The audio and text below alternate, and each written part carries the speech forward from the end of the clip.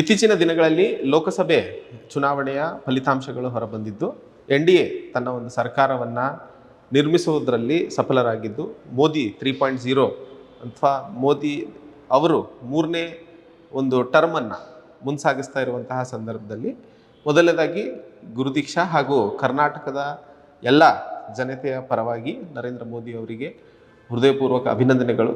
So ಒಂದಿಷ್ಟು ಒಳ್ಳೆ ಕೆಲಸಗಳು ಮಾಡಿದ್ದಾರೆ, ಬಟ್ ಒಂದಿಷ್ಟು ನೆಗೆಟಿವಿಟೀಸ್ ಅಥವಾ ಒಂದಿಷ್ಟು ಕಾರಣಾಂತರಗಳಿಂದ ಅವ್ರಿಗೆ ಸಿಗಬೇಕಾದಂತಹ ವೋಟ್ಸ್ ಸಿಗದೇ ಇದ್ದಂತಹ ಸಂದರ್ಭದಲ್ಲಿ ಸ್ವಲ್ಪ ಸಂಕಷ್ಟಕ್ಕೆ ಸಿಲುಕಿದ್ರು. ಸೊ ಎಲ್ಲೆಲ್ಲಿ ವೀಕ್ನೆಸಸ್ ಇದಾವಾಗ ಅವುಗಳನ್ನು ಸರಿಪಡಿಸೋದಕ್ಕೆ ಅವ್ರು ಕೆಲಸ ಮಾಡ್ತಾರೆ ಅಂತ ಅಂದ್ಕೊಳ್ತಾ ಇವತ್ತಿನ ಪ್ರಮುಖವಾದಂತಹ ಚರ್ಚೆ ನಮ್ಮ ಎಲೆಕ್ಷನ್ಸ್ಗೆ ಅಥವಾ ಪರೀಕ್ಷೆಗೆ ಸಂಬಂಧಿಸಿದಂತೆ NDA ಪ್ರಮುಖವಾಗಿ ಲೋಕಸಭೆ ಚುನಾವಣೆಯಲ್ಲಿ ಗಳಿಸಿದಂತಹ ವೋಟ್ ಪರ್ಸೆಂಟೇಜನ್ನು ನೋಡಿದಂತಹ ಸಂದರ್ಭದಲ್ಲಿ 43.3% ವೋಟ್ಸ್ಗಳನ್ನು ಗಳಿಸಿತ್ತು.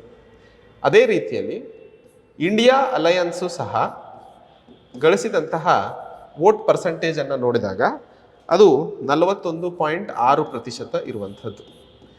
ಹಾಗೂ ಇನ್ನುಳಿದಂತಹ ಪಕ್ಷೇತರ ಹಾಗೂ ಸಣ್ಣ ಸಣ್ಣ ಪಕ್ಷದವರು 15%.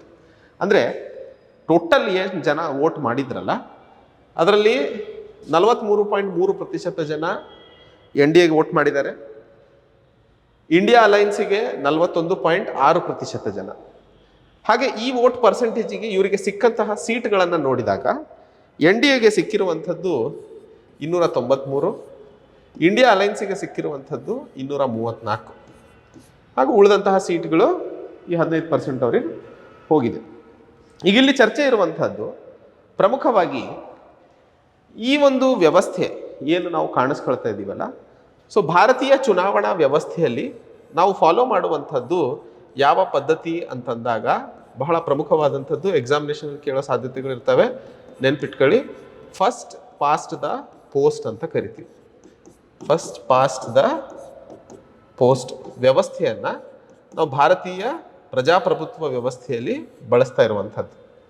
ಈ ಫಸ್ಟ್ ಪಾಸ್ಟ್ ದ ಪೋಸ್ಟ್ ವ್ಯವಸ್ಥೆಯ ಅಡಿಯಲ್ಲಿ ಒಂದಿಷ್ಟು ಅಭ್ಯರ್ಥಿಗಳ ಪಟ್ಟಿಯನ್ನು ಕೊಡಲಾಗುತ್ತದೆ.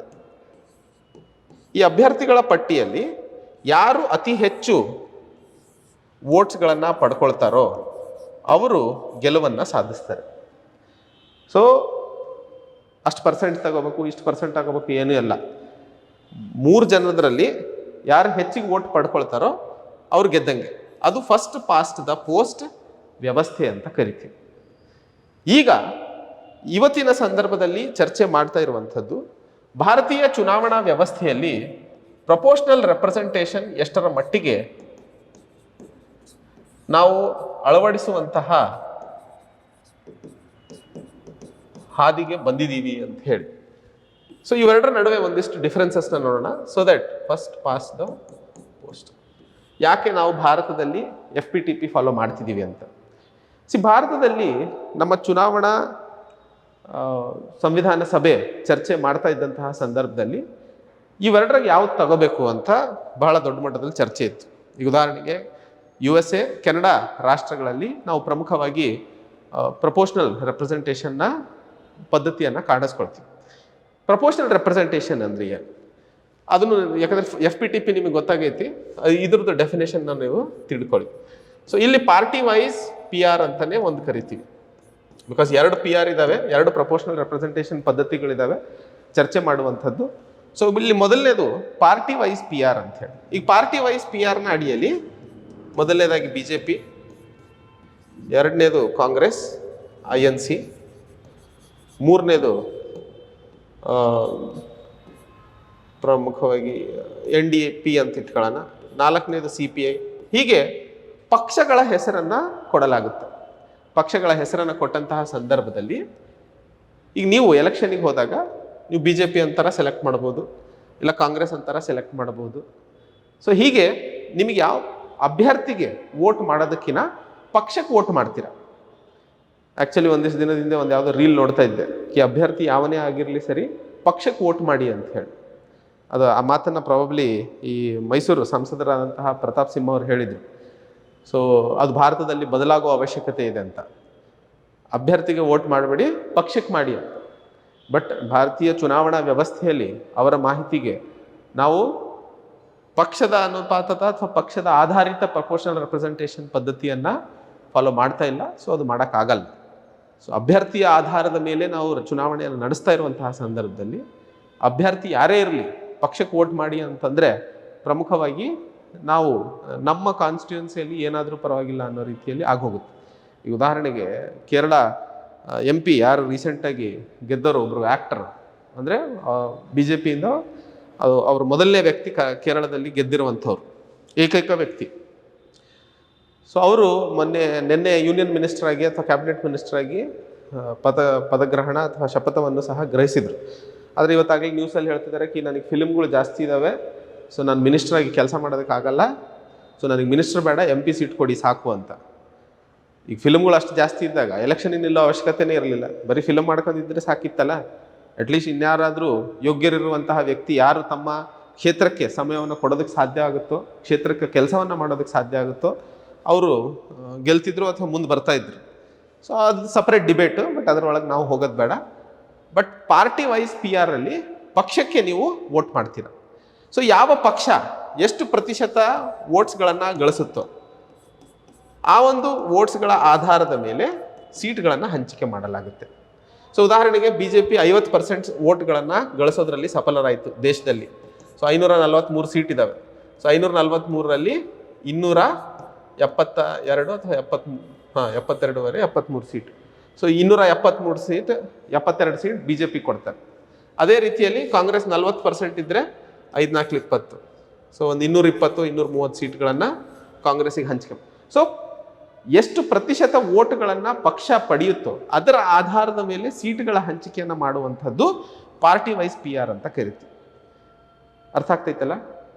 ಸೊ ಭಾರತದ ಸಂವಿಧಾನ ಬರಿತಾ ಇದ್ದಂತಹ ಸಂದರ್ಭದಲ್ಲಿ ನಮ್ಮ ದೇಶದಲ್ಲಿ FPTP ತಗೊಳ್ಳೋ ಅವಶ್ಯಕತೆ ಇದೆಯಾ ಅಥವಾ ಪ್ರಪೋರ್ಷನಲ್ ರೆಪ್ರೆಸೆಂಟೇಷನ್ ತಗೊಳ್ಳೋ ಅವಶ್ಯಕತೆ ಇದೆಯಾ ಅಂತ ಹೇಳಿ ಚರ್ಚೆ ನಡೆದಾಗ ಭಾರತ 1947ರಲ್ಲಿ ಸ್ವತಂತ್ರ ಗಳಿಸಿದಾಗ ದೇಶದ ಬಹುದೊಡ್ಡವಾದಂತಹ ಜನಸಂಖ್ಯೆ ಅನಕ್ಷರಸ್ಥರಾಗಿದ್ದರು, ಇಲ್ಲಿಟ್ರೇಟ್. ಆ್ಯಂಡ್ ಅನಕ್ಷರಸ್ಥರಾಗಿದ್ದಂತಹ ಹೆಚ್ಚಿನ ಜನಸಂಖ್ಯೆಗೆ ಈ ರೀತಿಯ ಒಂದು ಕ್ಲಿಷ್ಟಕರ ಪದ್ಧತಿಯನ್ನು ಅರ್ಥೈಸುವಂಥದ್ದು ಬಹಳ ಕಷ್ಟವಾಗಿತ್ತು. ಸೊ FPTP ಒಂದು ಸಿಂಪಲ್ ಆಗಿರುವಂತಹ ಪದ್ಧತಿ ಹಾಗೂ ಜನರಿಗೆ ಅರ್ಥ ಆಗುವಂಥದ್ದು. ಬಿಕಾಸ್ ಜನರಿಗೆ ಅರ್ಥನೇ ಆಗಿಲ್ಲ ಅನ್ಕರಿ ಅವಾಗ ಆಬ್ವಿಯಸ್ಲಿ ಮೋಸ ಆಗಿದೆ ಅಂತ ಹೇಳಿ ಹೇಳಕ್ಕೆ ಶುರು ಮಾಡಿಬಿಡ್ತಾರೆ. ಈಗ EVM ಇದೆ, EVM ಹೆಂಗೆ ಹ್ಯಾಕ್ ಮಾಡ್ತಿದ್ದಾರೆ, ಈಗ ಯಾರು ಮಾತಾಡ್ತಿಲ್ಲ ಅದ್ರ ಬಗ್ಗೆ. ಬಟ್ ಎಲೆಕ್ಷನ್ ಮುಂಚೆ EVM ಹ್ಯಾಕ್ ಮಾಡ್ತಿದ್ದಾರೆ ಅಂತ ಹೇಳಿ ಗಲ್ಲಿಲಿ ಕಟ್ಟೆ ಮೇಲೆಲ್ಲ ಚರ್ಚೆ ಆಗ್ತಿತ್ತು. ಯಾಕೆ? ಬಿಕಾಸ್ ಅದರದ ಒಂದು ಪದ್ಧತಿಯನ್ನು ಸಾಮಾನ್ಯ ವ್ಯಕ್ತಿ ಅರ್ಥ ಮಾಡ್ಕೊಳ್ಳೋದಕ್ಕೆ ಸಾಧ್ಯ ಆಗಲ್ಲ. ಆಗದೇ ಇದ್ದಂತಹ ಸಂದರ್ಭದಲ್ಲಿ ಅವನು ಅದ್ರ ಮೇಲೆ ಕನ್ಫ್ಯೂಷನ್ಸನ್ನು ತೆಗಿತಾನೆ. ಕನ್ಫ್ಯೂಷನ್ಸ್ ಬಂತು ಅಂತಂದರೆ ಆಟೋಮೆಟಿಕಲಿ ಅದು ನಮ್ಮ ಪ್ರಜಾಪ್ರಭುತ್ವ ವ್ಯವಸ್ಥೆಗೆ ಮಾರಕವಾಗಿಬಿಡುತ್ತೆ. ಆ ರೀತಿಯ ಒಂದು ಪರಿಸ್ಥಿತಿ ಅಥವಾ ಸನ್ನಿವೇಶದಿಂದ ತಪ್ಪಿಸ್ಕೊಳ್ಳೋದಕ್ಕೆ ನಮ್ಮ ಸಂವಿಧಾನ ಸಭೆಯ ಪೂರ್ವಜರು ಅಥವಾ ಫೋರ್ಫಾದರ್ಸು ಒಂದು ಸಿಂಪಲ್ ಮತ್ತು ಅರ್ಥೈಸುವಂತಹ ಪದ್ಧತಿಯನ್ನು ತರಬೇಕು ಅಂತ ಹೇಳಿ FPTPಯನ್ನು ಜಾರಿಗೆ ತಂದರು. ಇದು ಮೊದಲನೇ ಕಾರಣ ಆಗಿತ್ತು. ಎರಡನೇ ಕಾರಣ FPTP ತರೋದಕ್ಕೆ ಪಾರ್ಲಿಮೆಂಟ್ರಿ ಸ್ಟೆಬಿಲಿಟಿ ಅಂತ ಹೇಳ್ತೀವಿ. ಈಗ ಉದಾಹರಣೆಗೆ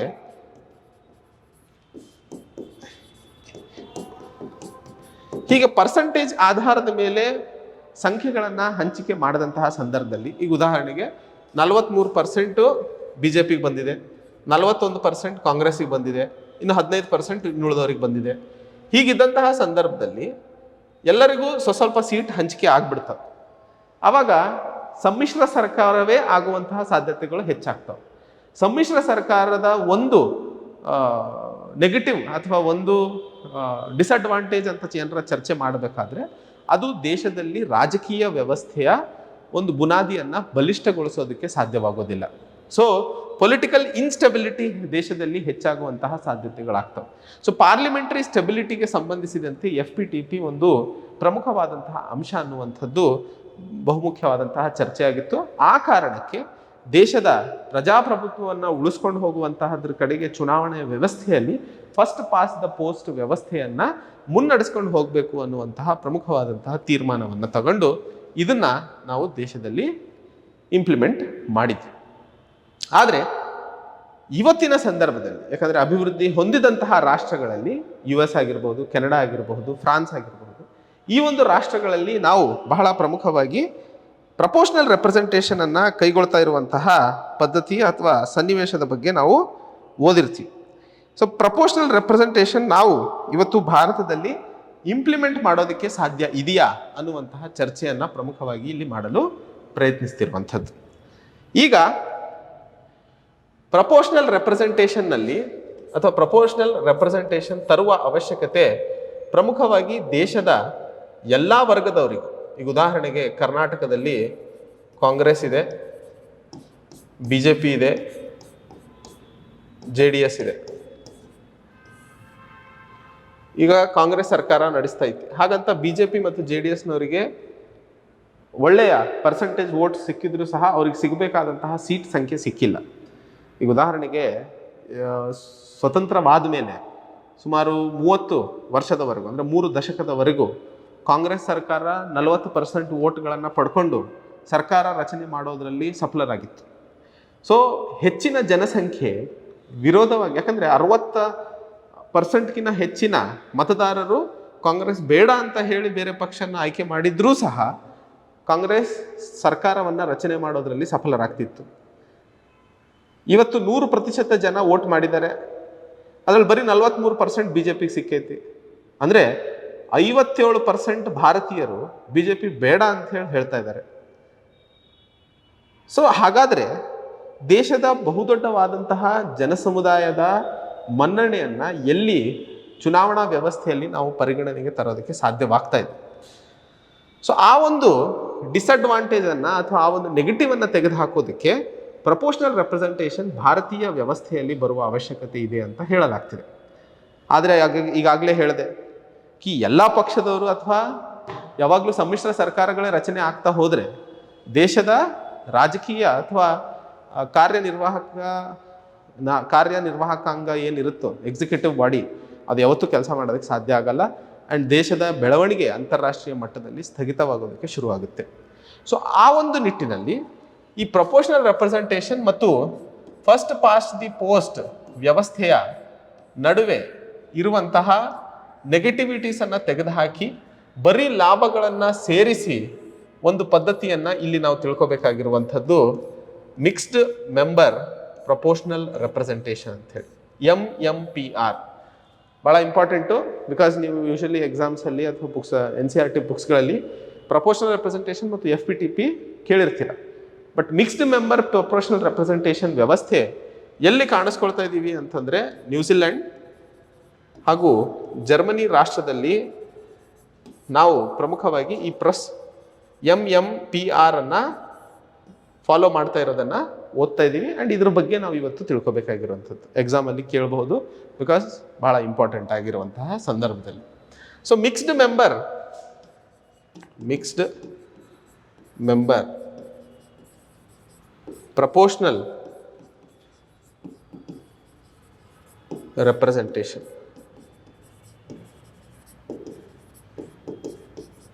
so mixed member proportional representation ಅಂದರೆ ಏನು? ಈಗ ಉದಾಹರಣೆಗೆ 543 ಭಾರತದ ಲೋಕಸಭೆಯ ಸೀಟ್ಗಳಿದ್ದಾವೆ. ಇದರಲ್ಲಿ 250 ಸೀಟ್ಗಳು ನಾವು ಪ್ರಪೋರ್ಷನಲ್ ರೆಪ್ರೆಸೆಂಟೇಷನ್ ಆಧಾರದ ಮೇಲೆ ಮಾಡ್ತೀವಿ. 200 ಉಳಿದಂತಹ ಪೋಸ್ಟ್ಗಳು, ಸಪೋಸ್ 243 ಇಲ್ಲಿ ಇಟ್ಕೊಳ್ಳೋಣ. ನೆಕ್ಸ್ಟ್ 300 ಸೀಟ್ಗಳು FPTP ಆಧಾರದ ಮೇಲೆ ಮಾಡ್ತೀವಿ. ಸೊ ಮಿಕ್ಸ್ಡ್ ಮೆಂಬರ್ ಅಂದರೆ ಅರ್ಧ PR ಸಿಸ್ಟಮ್ ಪ್ರಪೋರ್ಷನಲ್ ರೆಪ್ರೆಸೆಂಟೇಷನ್, ಅರ್ಧ ಫಸ್ಟ್ ಪಾಸ್ ದಿ ಪೋಸ್ಟ್. ಈ ರೀತಿಯ ಒಂದು ವ್ಯವಸ್ಥೆಯನ್ನು ತಂದಂತಹ ಸಂದರ್ಭದಲ್ಲಿ ನಾವು PR ಲಾಭಗಳು ಹಾಗೂ FPTPಯ ಲಾಭಗಳನ್ನು ಒಗ್ಗೂಡಿಸಿ ಒಂದು ಉತ್ತಮವಾದಂತಹ ಸರ್ಕಾರವನ್ನು ರಚನೆ ಮಾಡೋದರಲ್ಲಿ ಸಫಲರಾಗ್ತೀವಿ ಅನ್ನುವಂತಹ ಒಂದು ಅನಿಸಿಕೆಯನ್ನು ಬಹಳ ಪ್ರಮುಖವಾಗಿ ನಾವಿಲ್ಲಿ ಅರ್ಥ ಮಾಡ್ಕೋಬೇಕಾಗಿರುವಂಥದ್ದು. ಸೊ ಇದು ಎಷ್ಟರ ಮಟ್ಟಿಗೆ ಸಾಧ್ಯ, ಎಷ್ಟರ ಮಟ್ಟಿಗೆ ನಾವು ಇದರಿಂದ ದೇಶದ ರಾಜಕೀಯ ವ್ಯವಸ್ಥೆಯನ್ನು, ಬಿಕಾಸ್ ಅಲ್ಟಿಮೇಟ್ಲಿ ಪ್ರಜಾಪ್ರಭುತ್ವ ವ್ಯವಸ್ಥೆಯನ್ನು ಬಲಿಷ್ಠಗೊಳಿಸುತ್ತಾ ದೇಶದ ವ್ಯವಸ್ಥೆಯನ್ನು ಅಥವಾ ದೇಶದ ಪ್ರಗತಿಪರ ಹಾದಿಯನ್ನು ನಾವು ಅನುಕೂಲ ಮಾಡಿಕೊಂಡು ಹೋಗುವಂತಹ ಅವಶ್ಯಕತೆ ಇರುವಂಥದ್ರ ಕಡೆಗೆ ಆಲೋಚನೆ ಮಾಡಬೇಕಾಗಿರುವಂಥದ್ದು. ಸೊ ಈಗ ನಮ್ಮ ಹತ್ರ 3 ಸಿಸ್ಟಮ್ ಇದೆ. ಇದರಲ್ಲಿ ನಿಮ್ಮ ಅನಿಸಿಕೆ ಯಾವುದು? ಯಾವುದನ್ನು ನಾವು ಮುಂದುವರಿಸಬೇಕು, ಯಾವುದನ್ನು ನಾವು ಬದಲಾವಣೆ ಅಥವಾ ಯಾಕೆ ಅನುಸರಿಸಬೇಕು ಅನ್ನುವಂಥದ್ದನ್ನ ನೀವು ಒಪಿನಿಯನ್ ಕೊಡಬೇಕಾಗಿರುವಂಥದ್ದು.